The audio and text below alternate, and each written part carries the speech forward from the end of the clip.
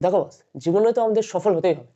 আজকে তুমি যদি সফল হয়ে যাও, তাহলে তুমি কতটা ভালো স্টুডেন্ট ছিলে, তুমি পড়াশোনা জানতে কি জানতে না, তুমি ক্লাসে টপ করতে কি করতে না, তুমি কিভাবে ক্লাসে পাশ করেছো, এসব কিন্তু খুব একটা গুরুত্বপূর্ণ হবে না।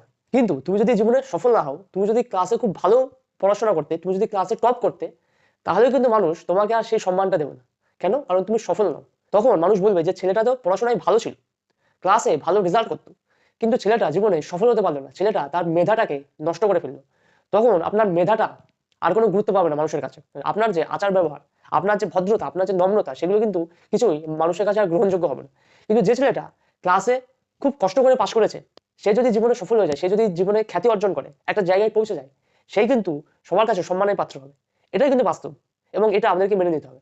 তাই আমাদেরকে যতটা সম্ভব জীবনে সফল হওয়ার চেষ্টা করতে হবে। কারণ সফলতা হচ্ছে একটা মানুষকে যাচাই করা একমাত্র মাপকাঠি।